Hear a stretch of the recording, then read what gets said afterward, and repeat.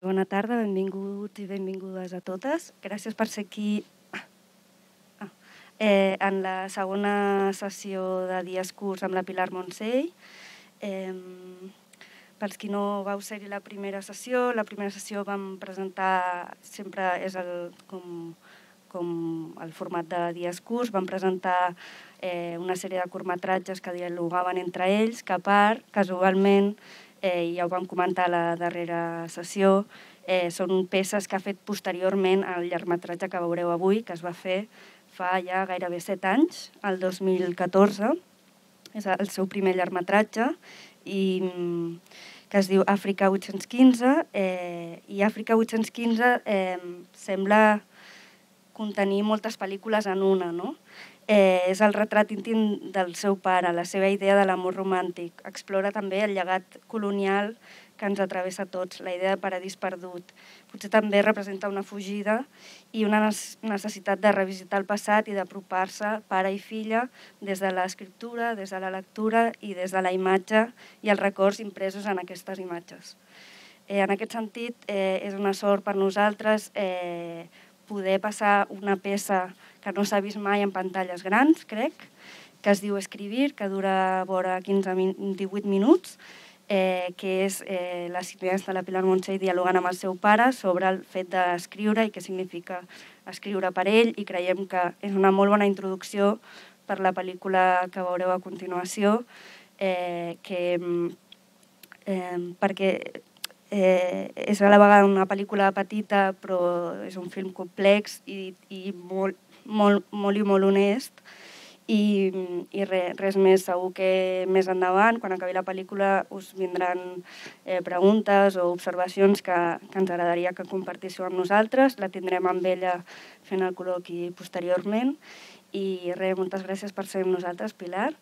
Et passo la paraula i tot teu. Bueno, gracias a vosotras por haberme invitado a esta sesión y la sesión de Dies Curts del otro día, que fue también una experiencia súper bonita para mí de poder ver juntos como ciertos trabajos que vas haciendo separados en el tiempo y de repente te hacen mirarlos también y pensarlos juntos, ¿no? Es como bastante interesante. Y en este sentido hoy no me gusta decir muchas cosas sobre la peli, sobre África 815 antes de proyectarla, me parece más interesante no saber mucho y verla así como más fresca y hablar después, creo que es mejor en ese sentido, ir descubriéndola también a medida que va pasando por delante de los ojos y los oídos.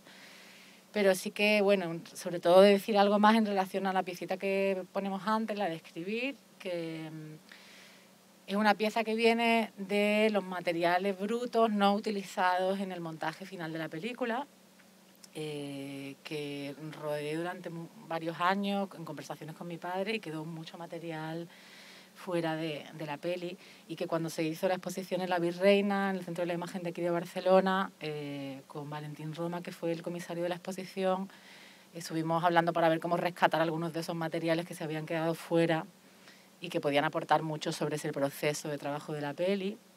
Y entonces, a partir de esas conversaciones con él, surgió la idea de rescatar una pieza sobre cómo mi padre entendía la escritura de esas memorias, y era una conversación que habíamos tenido muy concreta, ¿no?, sobre cómo él habla de eso.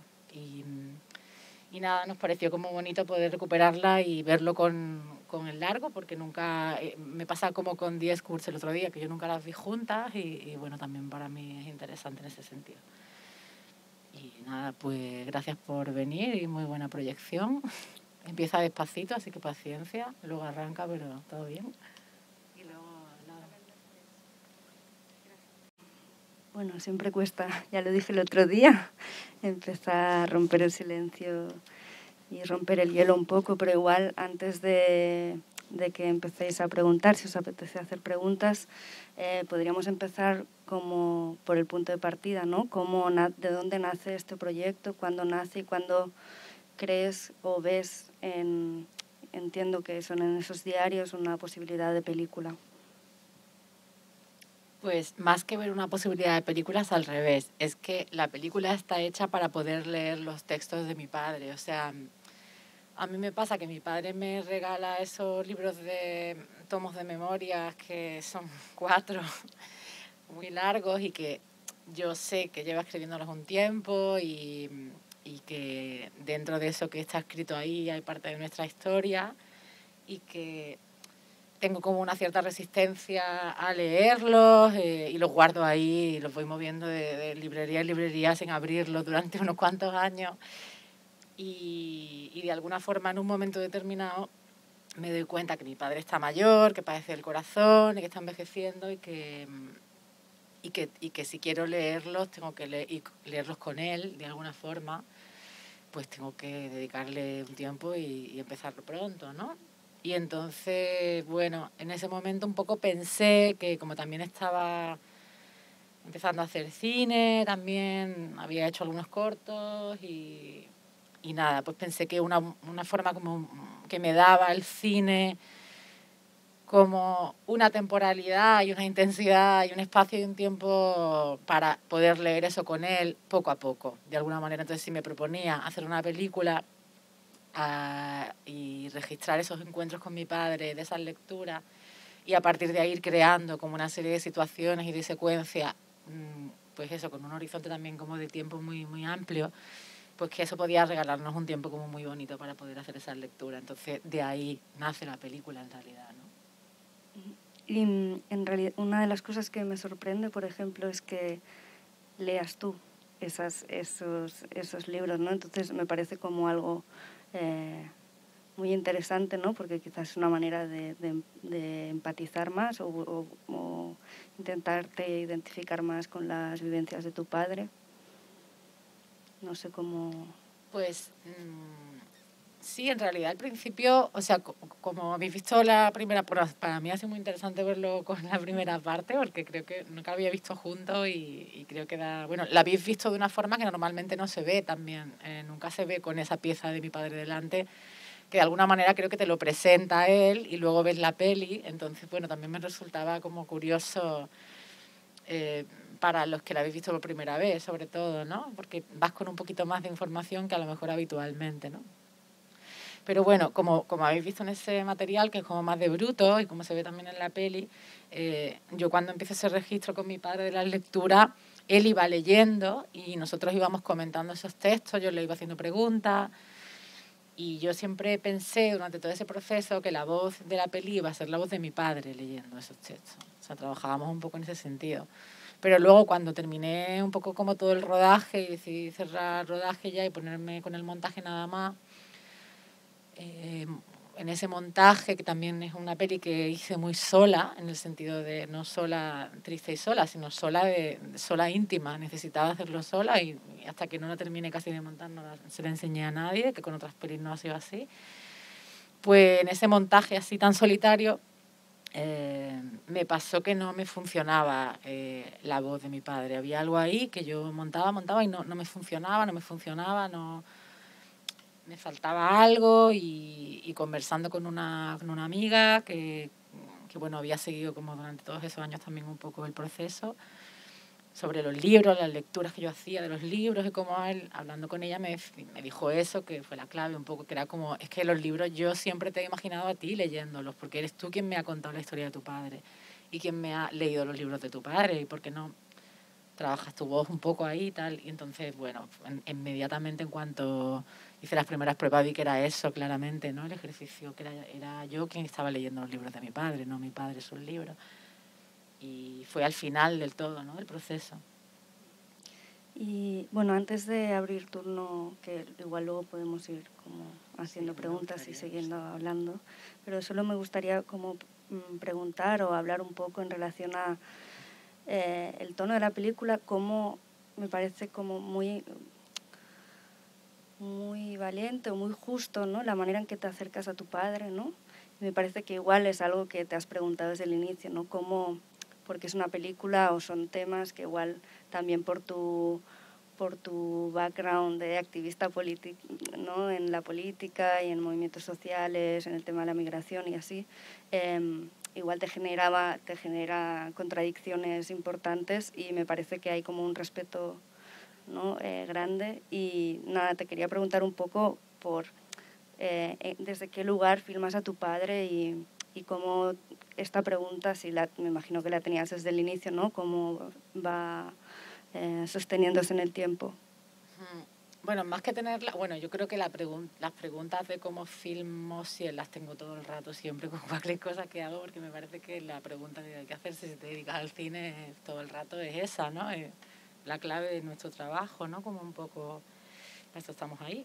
En el caso con mi padre sí que, como creo que fue una pregunta que atravesó mucho ese proceso de trabajo con él y que tenía mucho que ver con confrontarme conmigo mirándole a él, ¿no? Porque lo que nos pasa, y esto seguro os suena a todo el mundo, con nuestros padres, lo que nos suele pasar, y como cineasta si te pones enfrente te pasa lo mismo, que le pasa a todo el mundo, porque eres hija todavía y cineasta al mismo tiempo, es que no queremos escucharle. Nosotros queremos que digan lo que nosotros queremos que digan. Nos cuesta mucho aceptarlos a ellos como personas, como hombres, como mujeres o como lo que sean, más allá de que sean nuestros padres. Solo los vemos como padres, como madres, ¿no? Y siempre tenemos como esta necesidad nos molesta mucho porque nos identificamos, porque venimos de ellos, y entonces como que el conflicto lo tenemos con nosotros mismos, como nos miramos. Entonces como que para mí el proceso de grabarle y leyendo y escucharle y dedicarle tantas horas fue un ejercicio en el que me di cuenta que yo no tenía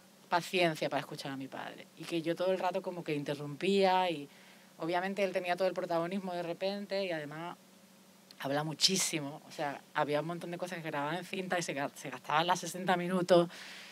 Y entonces ese ejercicio a mí me hizo colocarme en ese lugar de darme cuenta que nunca me había puesto en una posición de escucha de frente a él, ¿no? Y que creo que eso sirve con mi padre, sirve con mi madre, a mí me sirve para ver como que creo que el cine documental en ese sentido te coloca en esas posiciones que son como muy importantes para entender ¿no?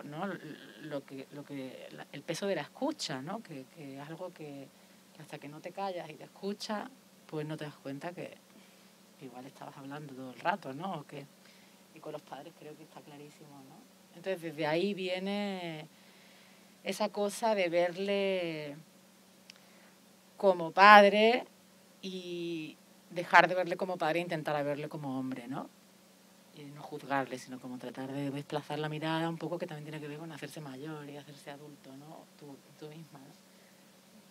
Claro, de hecho, hay una frase en la película que es preciosa, que dices, hay un momento que te das cuenta, bueno, que te diste cuenta, ¿no?, de que tu vida empezaba en su tercer tomo de todos los libros, ¿no? Es como este acto de humildad, ¿no? Decir, bueno, aquí hay una persona que ha vivido mucho más que yo, ¿no? Vamos a escuchar, ¿no? Bueno, no sé si queréis hacer preguntas. ¿Preguntas o comentarios? Sí, exacto.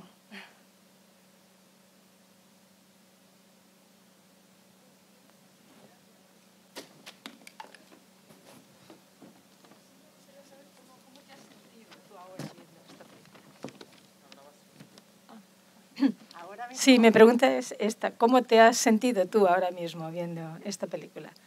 No sé si la habías visto antes o si hacía tiempo que no. O sea, antes, claro, la he visto mucho, pero sobre todo hacía muchos años que no la veía. Eso es lo que has dicho. No sé cuántos, pero hacía algunos años. Y, o sea, yo obviamente me emociono muchísimo con la película, y hacerla fue un trabajo, como podéis imaginar, muy apegado a los sentimientos y al trabajo emocional con tu propia historia, y entonces siempre me sigue removiendo, obviamente. Y luego también mi padre ahora tiene 84 años, está viejecito, está frágil, está sordo casi completamente, y de hecho casi cuando acabamos la peli empezó a quedarse sordo progresivamente, que fue una razón por la que me di cuenta que había sido tan importante hacerla en aquel momento, porque después igual no hubiera sido posible. Entonces, no sé, la verdad que me deja como, o sea, me produce mucha emoción, y al mismo tiempo me deja muy tranquila haberla hecho, porque como que está ahí ya, ¿no? Está ese registro de ese momento con él, que ese encuentro, pues creo que esos encuentros los tienes cuando se puede, después ya la vida pasa y no puedes tenerlo. Entonces, no sé, como que creo que es como un ejercicio de encuentro con él que agradezco cuando lo veo, lo agradezco haberlo hecho, ¿no? Un sentimiento como de gratitud con haber podido vivir ese ese periodo con él y esa peli que a él también además le gusta mucho. Luego la vio como una vez y dijo que no quería verla nunca más, que le encanta y que le parecía que el cine tenía como una gran capacidad de devolverle la vida a las imágenes y a los recuerdos, y que ya con haberla visto una vez ya era suficiente porque le emocionaba mucho. Y entonces, bueno, eso también es como ha quedado ahí, la pieza está ahí y no sé, como gratitud, ¿no? De alguna forma.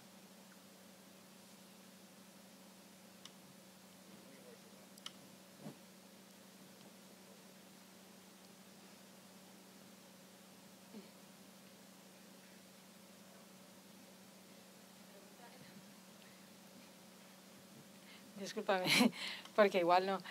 Como hija entiendo esto que me dices, ¿no? Pero mi pregunta iba más en la línea de la última pregunta que te ha hecho, no sé cómo te llamas, que te ha hecho ella, que decía que como activista, también tú eres una activista con la inmigración, etcétera, etcétera, ¿no? Me ha parecido entender eso. Sí, lo ha dicho ella. Poco, ¿no?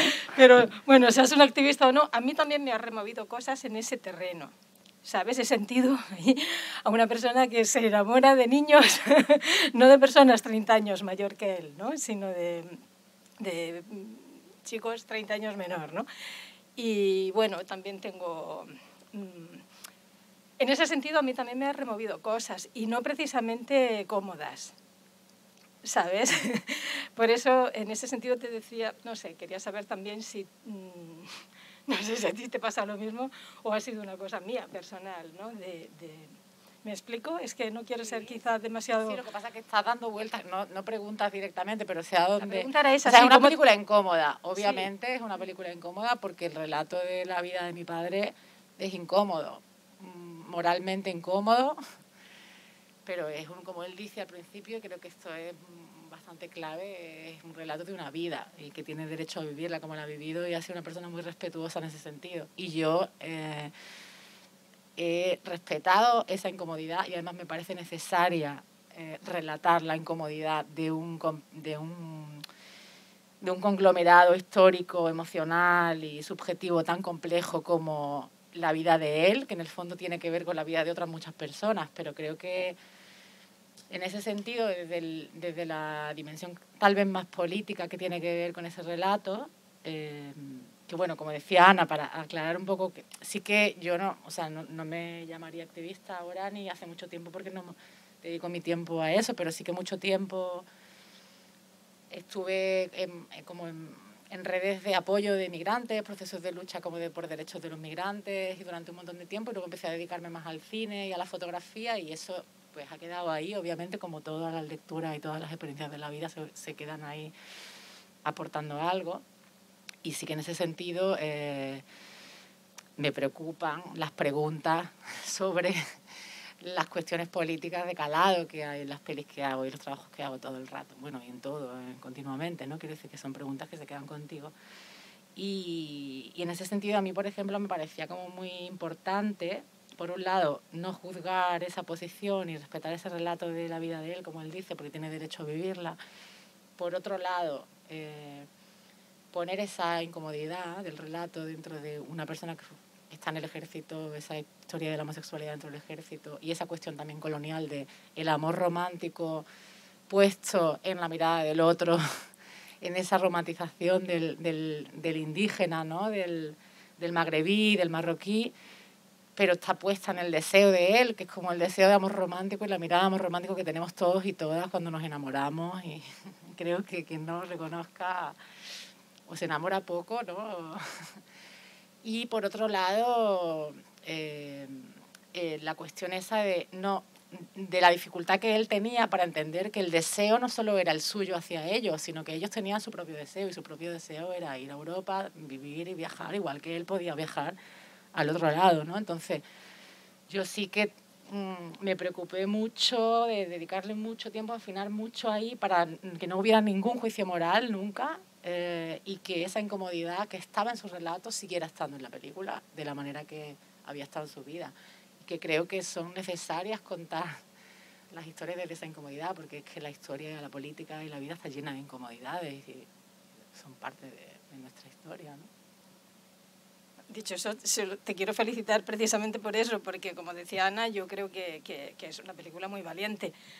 A mí me ha costado más trabajo hacerte la pregunta por mi incomodidad, ¿me entiendes? O sea que no hay un juicio ahí, te felicito, de hecho, por el trabajo. Bueno, es que quizá la radicalidad de la película yace en precisamente esto, ¿no? Demostrar esa incomodidad y esos choques, ¿no? Sin juzgar, ¿no? Pero mostrarlo y no esconderlo, ¿no? Sí, bueno, yo sí que es verdad que durante el montaje fui súper consciente de que ahí es donde estaba la película y donde fue más difícil y más trabajoso y me llevó más tiempo. Es un tipo de montaje que es cero industrial en el sentido que llevó mucho tiempo de mirar, de remirar, de montar, de parar, de volver a colocar imágenes, porque bueno, hay muchas preguntas que se hacen con las imágenes de estas que estamos hablando, ¿no? Que están hechas en el montaje y que son, bueno, entonces es como una película muy de laboratorio, de dedicarle todo el tiempo para afinar en ese sentido, ¿no?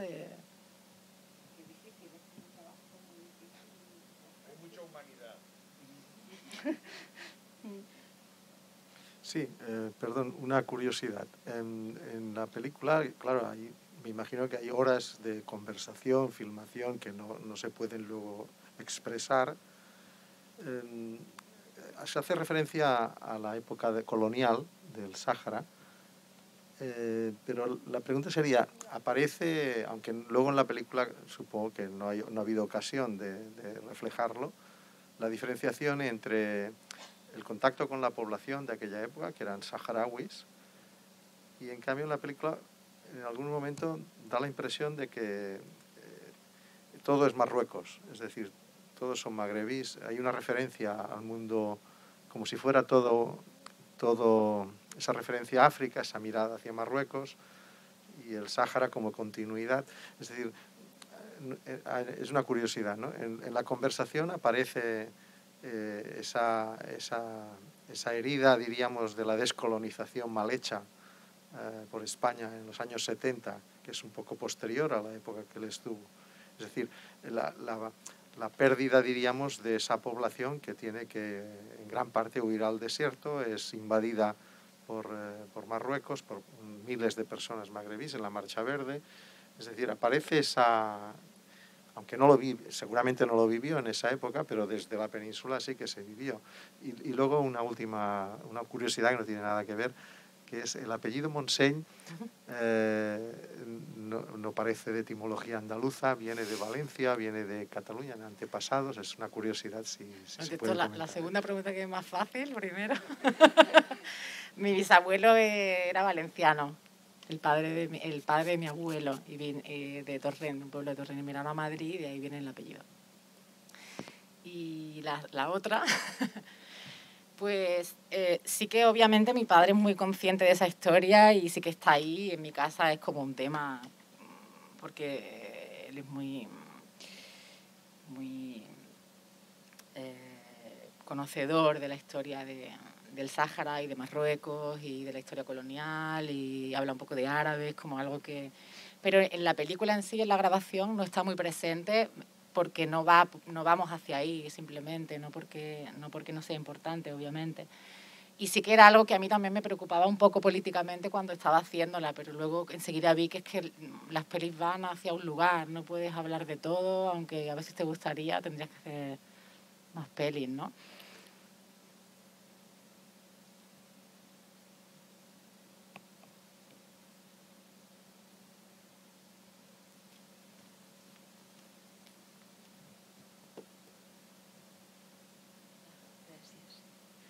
Jo, bueno, que et felicito perquè és un treball realment que et queda, vull dir, el recordarem, és un treball que el recordaràs i això ja em sembla que és en si mateix el que té de més valor, no? La possibilitat també de veure retrats de vida que no són a l'ús i que normalment s'amaguen, es fan ocults i al canvi tu el fas visible i ell el fa visible, també són elements que jo considero que són molt valuosos en aquest treball.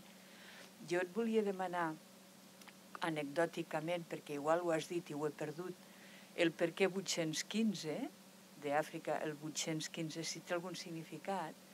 Després també et volia demanar l'última escena que esteu mirant a l'abadia de Màlaga, a on sou, des d'on la mireu, perquè tot el rato jo intentava col·locar-me en el mapa i no sabia molt bé i m'agradaria saber-ho, no? I la tercera, potser no sé com preguntar-te-la ni si te l'he de preguntar, però és que també la tinc aquí, no? Que és l'absència de la mare, de la figura de la mare. Vull dir, ell no en parla o és que tu no l'has tret o no has volgut treballar-ho o és que ell l'ha ocultat per la pròpia crisi que explica, que jo puc imaginar-la una mica, no? Però que potser sí que m'estranya que desaparegui aquesta figura femenina de la mare, que sent un testimoni directe, no? Que igual no hi ha de ser, no sé, no tinc ni idea, però bé, me ve al cap i per això jo te ho demano. Pues mira, África 815 sí que sale al principio de la peli, lo dice en el texto, es el número de soldado, 815 es el número de soldado, y él cuando recibe la tarjeta de destino militar, son unas tarjetas que la verdad que son interesantísimas porque es una cartulina roja con un trozo de cartulina amarilla con un sello de 815 y África, ¿no? Con la bandera de España debajo. A mí me pareció un documento increíble, al final quedó fuera, pero lo hemos usado en la exposición de Virreina, por ejemplo, y viene de ahí, el número de soldado. Luego, ¿dónde estamos? Mi padre tiene un pequeño apartamento, o sea, nosotros somos de Córdoba, en realidad, pero mi padre tiene como un pequeño apartamento en Málaga, que hemos ido ahí como desde que éramos muy pequeños, siempre en verano, es como un refugio así familiar, muy tranquilo, que se ve el mar y que está en Torros Costa, que es un pueblecito que hay al lado de Nerja, en Málaga, hacia Granada, hacia la zona de Granada. Y luego la tercera pregunta, bueno, mi madre claro que está en esos libros, pero bueno, son 4 tomos de libros, pero no está en la película no porque él la esconda o la escondamos, sino porque de alguna forma la película era... Yo quería que la película apuntara hacia esa cuestión de la idea romántica de mi padre y la relación colonial que tiene con esa idea romántica y ese imaginario. Y mi madre estaba fuera de eso, es otro relato y otra historia. Entonces está presente en relación a esa historia que contamos, pero lo demás, pues bueno, no tiene que ver con la peli en sí, tiene que ver con otros capítulos, como dice mi padre, otros capítulos quedarían para otras películas, ¿no? Pero...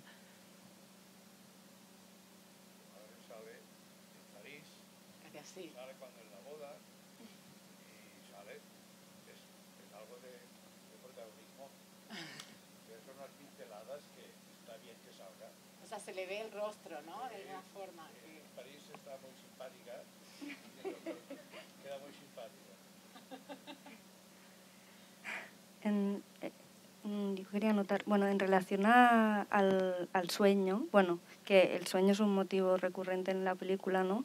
También el mar, por ejemplo, pero el segundo sueño, que es esta película antigua, ¿no? Que tiene que ver con ese imaginario colonial. Me gustaría saber por qué lo sacaste, por qué decidiste incluirlo, porque también queda dentro de toda la coherencia de la película, es como sorprende y qué expresa para ti ese fragmento que no puedan expresar otras partes de la película, ¿no? Pues como casi todo en esta película sale de los libros de mi padre. Casi todo lo que está ahí viene de algo que está en los libros de él. Entonces, mi padre en los libros en un momento determinado habla de cuando vio El ladrón de Bagdad y cuando conoció a Sabu, que es este actor, que también es el actor de las primeras pelis de Flaherty, además, o sea que realmente es como una figura icónica del colonialismo en el cine, desde los orígenes del cine, que yo eso obviamente lo descubrí después leyendo sobre la peli, sobre el actor. Y mi padre en el libro habla de cuando vio esa peli y descubrió a este actor, era un jovencito y se enamoró locamente y fue como su primer efebo, su primer hombre de imaginario del cual se enamoró de la imagen. Y yo creo que él reproduce toda la vida esa imagen de alguna forma en aquella peli. Entonces, cuando encontré esa idea en el libro, me miré la peli estuve leyendo cosas por ahí, claro, cuando vi la peli vi esta escena y me pareció que era como que tenía que estar en la película, ¿no? Porque es que la escena es el sueño de mi padre, él vio, no sé, había quedado colgada de eso, me pareció como muy interesante como un fragmento de una película clásica podía ya hablar de que todo ese imaginario tan personal y tan incómodo del que estamos nombrando en el fondo forma parte de una historia colectiva mucho más grande y mucho más universal de lo que parece, ¿no? Claro, en realidad es que la película es muy universal, ¿no? O sea, también es interesante, ¿no?, el proceso, me imagino, de pensar esta película de inicio como un viaje personal, íntimo, tuyo con tu padre, y terminar siendo ambas cosas, ¿no? Esto, pero a la vez una narración de un imaginario colectivo al cual todos nos podemos identificar más o menos, ¿no? Sí, bueno, estas cosas van pasando, ¿no? Cuando te pones a trabajar, como que...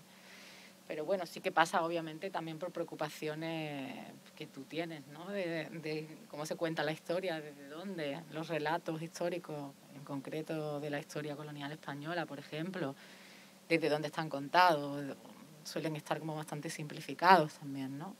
Entonces, de alguna manera, como esta tensión entre la incomodidad de ese relato personal, desde lugares que habitualmente la historia no es contada, y esa tensión con esos grandes relatos más hegemónicos, pero todo, bueno, sin juicios de valor, sin juicios morales, como no sé, sí que era algo que creo que tiene que ver con esa relación entre unas imágenes y las otras, ¿no?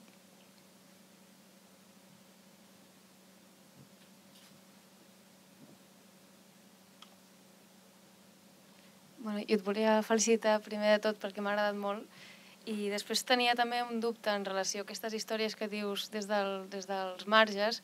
En relació a la homosexualitat, crec que entenc que també la invisibilització de l'exèrcit o d'això dins l'exèrcit podia ser una estratègia de resistència, no? I de que es poguessin permetre coses, no? Almenys això és el que dona a entendre la pel·lícula, i em sembla també interessant com el rol del teu pare explicant això, no? Llavors, no sé si podies compartir una mica també què creies que feia la teva pel·lícula o el teu treball al respecte, no? Perquè al final és donar-li una veu o amplificar una veu que ell posa per escrit en els llibres, no? Però al final tu li dones, per mi, no sé si ho ha publicat o no, però li dona com una altaveu molt més gran, no? Fer-ho així en públic, i si ho volies comentar. Sí, o sea, yo creo que él sí que los ha publicado, pero bueno, en Córdoba autoeditado, así en las 3 librerías locales pequeñitas, que, sabes, que no sé, que no tiene mucha repercusión, lo conoce alguna gente y tal.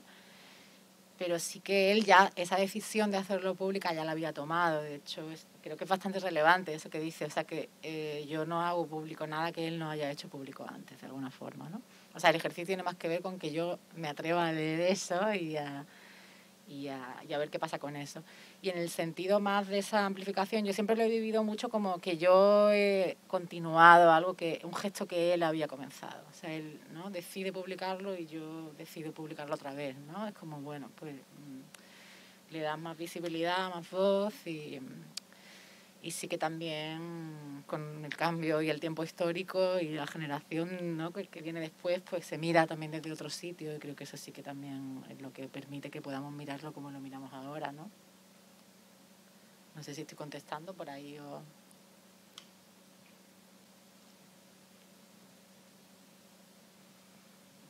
Hola. Yo quería preguntarte sobre la banda sonora, porque no hay casi música y bueno, hay una pureza de tu voz que es extraordinaria, preciosa, y quería saber si realmente tu intención era, sin poner música, por decir algo, evitar pues ambientarnos en algo o influirnos en sensaciones, guardar un poco, ser ecuánime, o sea, poder escuchar la historia sin juicio, si habías pensado en esto o por qué es así, pues eso. Y sí, tienes que pensar en todo cuando haces y si escuchabais música con tu padre. Claro, o sea, mira, por ejemplo... Una vida sin música...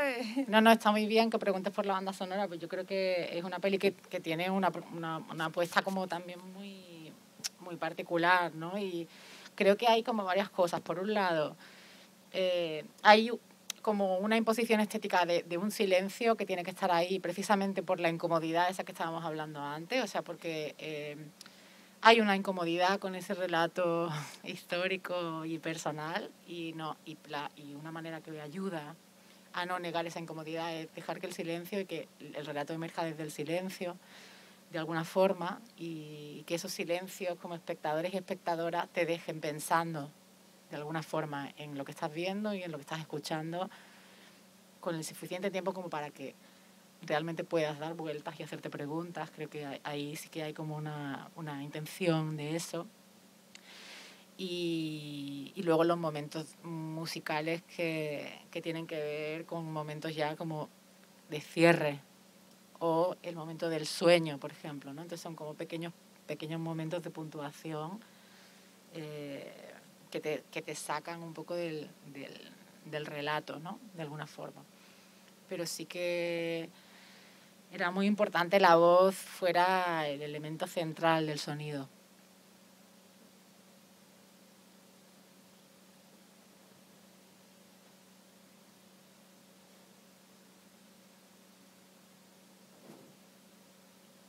¿Alguna pregunta más? ¿Comentario? ¿Se oye? Sí. Nada, es relativo a esta cuestión de la incomodidad, ¿no? Que me da, como si he entendido bien, como que tú al leer los diarios como que descubres, ¿no? O seleccionas qué es lo que quieres contar, que es, bueno, pues esta cuestión que tiene que ver con la colonialidad y el orientalismo y etcétera, y cómo eso se materializa, ¿no? en la experiencia y en la narración de tu padre. Pero a mí me queda la duda, igual pues no sé si lo quieres compartir o no, si él comparte o ha compartido contigo también esa posición o esa contradicción o esa... Es decir, o eso es una mirada tuya o él también al narrarlo ahora con más perspectiva y histórica y con el paso del tiempo, si él de repente se ha enfrentado a eso y pues de repente dice, ostras, ¿no? O sea, no sé si me explico. Sí, te explicas perfectamente. O sea, yo te preguntaría de vuelta, en plan de, en concreto, o sea, o sea, él, por ejemplo, yo creo que es consciente de... O sea, yo creo que la mirada sobre el orientalismo es una mirada que yo pongo sobre el relato que él me da, de alguna forma. Pero sí que creo que él es consciente de la ambigüedad y de la contradicción que hay en su propio relato, en su deseo y en sus viajes. ¿Cómo lo expresa o no? Pues no lo expresa en los términos que lo expresaría yo, porque no hemos leído los mismos libros, porque no nos hemos formado de la misma forma y porque no hemos vivido las mismas experiencias, pero sí que es consciente de las contradicciones y creo que hay en algunos momentos de la película que se atisba un poco, que hay cierta conciencia de la contradicción, de que él en el fondo sabe que se están aprovechando de él, que él está buscando algo que en el fondo es un poco ingenuo y que ellos también buscan lo que desean. Pero sí que se atisba un poco y yo lo que hago un poco es como subrayar eso, ¿no? Sí, hola. Bueno, han hecho tantas preguntas que algunas ya las iba pensando yo y las iban contestando a la medida. Y la verdad es que veo que es una película que sugiere estar mucho más rato hablando de ella. Pero está, más o menos ya has dicho alguna cosa, pero ¿cómo se gestó la idea de hacer la película en tu cabeza? ¿Conocías la historia de tu padre? Después dices que él escribe las memorias, entonces tú no las lees, pero finalmente paralelamente haces una película. No sé, un poco en este sentido, ¿eh? Es difícil contestar, ¿eh? Porque no es una peli, o sea, creo que, bueno, que hay otras pelis que sí que igual tienen como un momento de surgimiento así como más concreto, pero esta peli es como una peli muy de un proceso, de haberte lanzado a un proceso y en ese proceso ir sumando capas y cosas, ¿no? Pero todo parte un poco de esa cosa de la necesidad de compartir esa lectura de los libros de mi padre con él y de registrarlo y de que el cine te dé un poco esa temporalidad, de ir registrando, por tanto voy viajando, voy a verlo, grabo un poco, luego me voy, luego vuelvo y así pasa un tiempo. En esos libros aparecen las imágenes, los libros de memorias tienen las fotografías.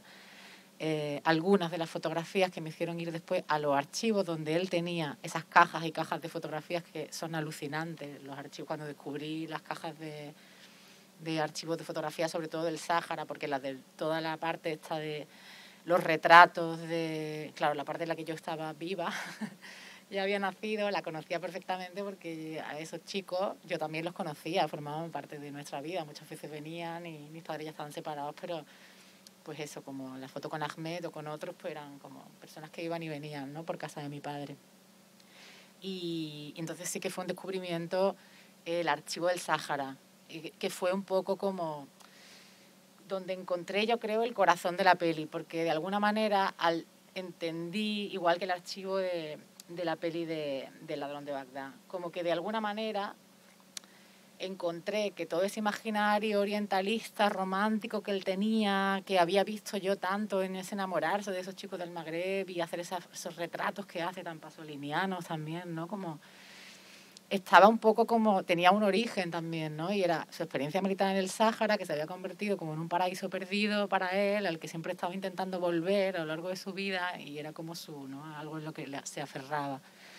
Entonces yo creo que sí que tiene, o sea, que es como un proceso que se va dando todo a raíz de la lectura de los libros, de los encuentros, de los archivos y de esas reflexiones que voy compartiendo con él y que van dándole forma a la peli, que son, pues no sé, igual son 3 o 4 años desde que empecé a leer los libros, 3 años o 4 puede ser, desde que empecé a leer los libros con él hasta que terminé el montaje y estrené la peli, pasó un tiempo largo, claro. Bueno, yo siempre pensé que había una película, desde el principio.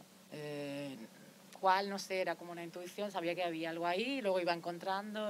Pero bueno, yo creo que trabajo así también con las demás. Lo que pasa es que esta es más compleja y me llevó más tiempo encontrarla. Trabajé mucho tiempo el archivo, por ejemplo, el archivo y los textos durante 1 año o 2, solo archivo textos y luego decidí empezar a rodar con él, cosas más de cotidiano, ¿no? Que sí que confiaba que había una película, eso sí, desde el principio.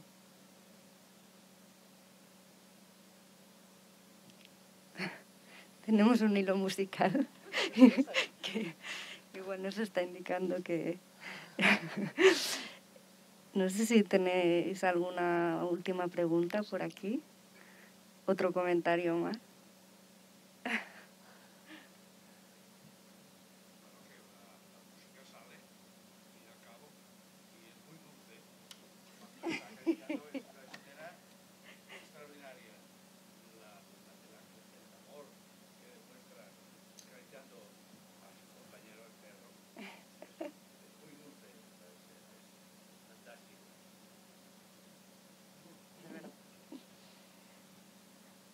Muy bien, pues igual lo dejamos aquí. Si tienes algún comentario último por hacer. Gracias a vosotras por invitarme. Ha sido como las 2 sesiones, la verdad que me he disfrutado muchísimo. Así que muchísimas gracias. Y nada, gracias a vosotros también por la charlita. Muchas gracias y nos vemos pronto. Gracias.